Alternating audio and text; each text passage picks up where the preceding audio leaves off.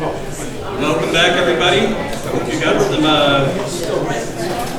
got some wine, good conversation. So our next writer is Matthew Thomas Meade. His fiction has appeared in the Sun Magazine, Columbia Journal, the Saturday Evening Post, and elsewhere. His collection, Rocket Flower, won the CNR Press Summer Tide Pool Chapbook Contest.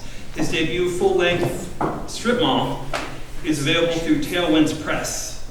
Some of his work, as well as the one good picture he has of himself, can be found at www.matthewthomasmeade.com. He wants you to know that he is being monitored by the NSA, and so are you. So please welcome to the podium.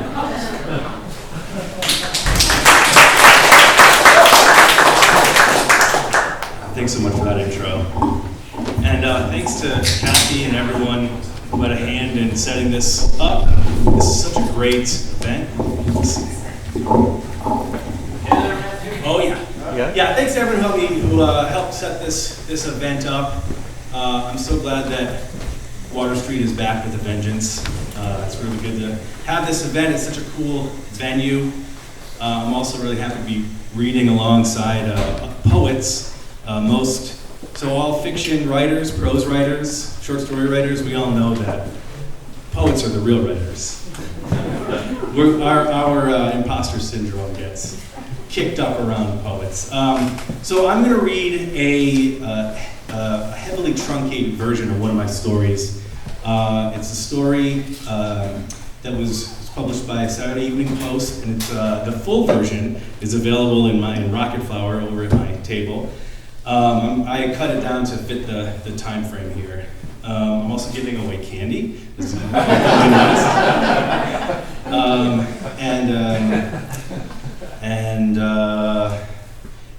so my full-length debut, as mentioned, is coming out. So I am giving those away for the first 3 people who buy Rocket Flower after the break will get a copy of Strip Mall for free.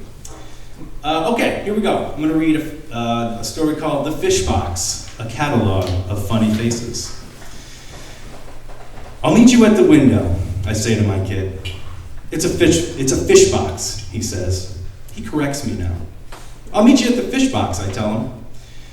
When I try to stand, he will not remove his hands from around my neck. His arms are a lei draped around my collar. I stand, and he dangles there. His body, the totem on the end of a necklace. His fingers are interlaced, and so I am forced to utilize the monkey blow. What's the monkey blow? This is where I expand my face, especially my cheeks, sometimes suddenly, sometimes incrementally. Yeah. I do it with fear and confusion in my face until I can inflate my cheeks no more. There is a reverie. There is an absurdity. It is familiar to him. The face makes him smile, but still he will not let go. His fingernails are raindrops stinging the back of my neck. I tug his hands until his fingers separate. I place him on the ground and hand check his attempts to grab hold of my leg. He runs off, entering the shrubbery of wet eyes and unkempt hair that is his preschool class. This is all part of the routine we have developed, he and I. It has taken us over a year to get it right. We do this every Monday, Wednesday, and Thursday at the Whitford Academy for Boys and Girls. Despite its martial name, the place is not a military preparatory, but an affordable daycare run by undercompensated and overworked women. He loves it there. Loves all his doting teachers, all the bright plastic toys, all the other children, but still he resists my leaving. Want is hardwired into him like the need for sleep and food. In the beginning, I was unsure of how drop-offs should work. I'd read about coddling children and how it weakens them, how it is a disservice to them, or I hadn't read it actually, I may have heard it on a podcast. Or I sort of felt it radiate from inside my bones. I felt like it was placed there by my ancestors and that they were watching still, frowning down the centuries beneath their gnarled and glorious beards. Sometimes I feel as if I'm performing for the past, proving that I haven't been ruined by it, showing that I am participating in something grand and old, carrying on some tradition by raising my son to be tough and resilient. And so at the beginning, I allowed the teacher, a 20-something, too skinny for her clothes, to pull him away. She hugged and held him while he wailed, too new to know she should be holding back her affection and establishing that professional barrier between her feelings and her students. And in those first days, this young idealist would tug my child from me and hold him in her arms while he screamed, purple-faced, for me to come back. And when he ran to the window that looked out to the sidewalk leading to the parking lot, the only possible escape route, she would be there trying to tug him by his tiny hand back to where the other children played. Out there in the parking lot was work or the gym or some appointment I needed to keep, but before I could escape, there he would be, standing at the window we would later call the fish box, as I tried to get to whatever was waiting for me. I could not hear him through the glass, but I would not need to. His mouth so wide I could see into him, his wet face pancaked against the window, his fingers making 10 little circles of flesh as he pressed them against the glass. This all started, these funny faces, because one day, so guilt-ignited by the combustible flint of his tears, I stopped and crouched down, staring at him through the window that separated us, and that's when I made the fart face. See, the fart face, children are constitutionally incapable of defending against this face until they're at least 24 years old. And even then, though they learn to control their reaction to the fart face, they never stop feeling the effects. Young children, they want to feel the effects of the fart face, however. That asymmetrical inflation of just one cheek, you know it. Of just one lip flapping like a proud flag, confronting the shame and confusion of their own bodily functions, as well as relishing in the egalitarianism of everyone peeing, everyone pooping, everyone burping, and everyone farting. Even Miss Evelyn, even Mr. Cruikshank, even Dad, even Grandma, kids can't get enough of that joke. So my pantomime that first day made him laugh, breaking apart the barrier formed by his crying, his laugh ferocious and bubbling. The next day we moved on to other pantomimes, classics like The Trip, followed by The Stumble, two distinct and separate movements, one inspired by the work of Jerry Lewis, and the other a clear line back to Charlie Chaplin's The Tramp. The former maneuver makes me the reckless and buffoonish butt of the joke, and the latter presents the expression of a resolute man trying to maintain dignity in an unfair universe. I'm certain my son will one day pick up on the subtleties of these complex compositions. There's a few moves I won't do, however. I would never do a maneuver so crass as the staircase to nowhere, for example. That doesn't even speak to his knowledge base. Nothing as mundane as a staircase would capture his imagination. No, I would never be so lazy as to throw up a peace sign or try to pull off something as tired as a bad moonwalk. What would he even do with that stuff? Now the phantom hand, however, that's something he can understand. The phantom hand is leaning in from the side of the window. I smile moonily at him, and unbeknownst to me, my hand in practice, but not so in the context of this performance, it reaches out from the side of the building and it creeps like a spider. So it's important that he sees it before I do. He'll try to point, he'll try to make me look, but I won't, and the hand will grab me away and pull me from the window, yanking me away as I claw and I scream. It's a way for him to cope with me leaving, me being taken, me being gone. But I appear again, and I smile, unharmed, and I wave, and I leave, both of us beaming. The next time I dropped him off, I whispered in his ear, "I'll meet you at the fishbowl." I'd heard another parent once call it that, as they too stared into the classroom through the window, like our children were pets we merely had to feed, and whose antics we could enjoy without having to participate.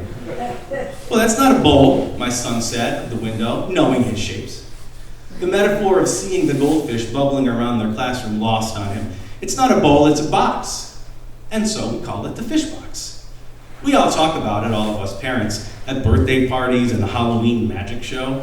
We share our own family-born lexicon for childhood. We all have different names for the fishbowl, the zoo, the aquarium, the goodbye spot.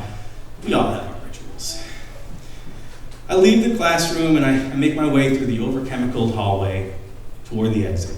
And as I leave the building and step onto the sidewalk that will lead past the fish box and ultimately to the parking lot, I think about what face I will make when I reach the rechristened window, which twist my mouth will achieve, which hand gesture will leave him smiling, the monkey blow, the clowny pinch, the corner dangle, the top lip touch. There are so many to choose from.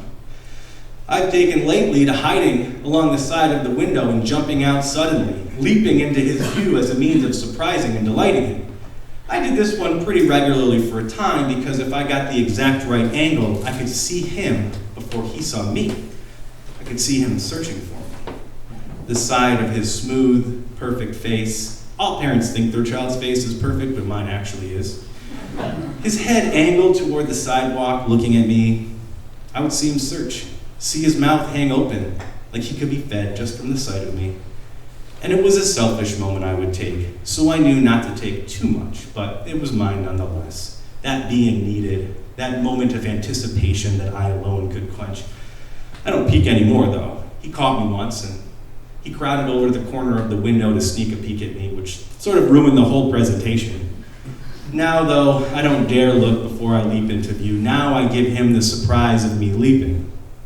When I finally set up with my back against the wall like a police officer ready to break down a door, I wonder what he must think of this all. How psychedelic childhood is. How strange it must all seem to him. How weird adults must appear.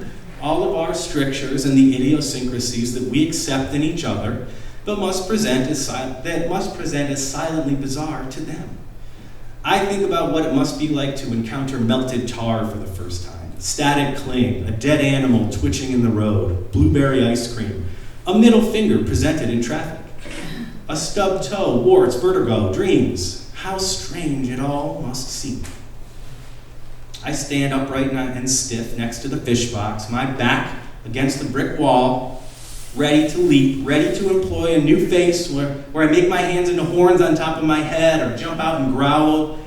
I hope to find that when I leap out, face contorted, that he will be smiling to meet my silliness, that he will reciprocate with his own funny face.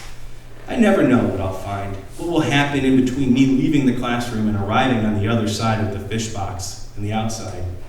I hope to find that he will be happy, that he will not be sobbing, his snot being wiped away as quickly as it forms by his over-attentive teacher.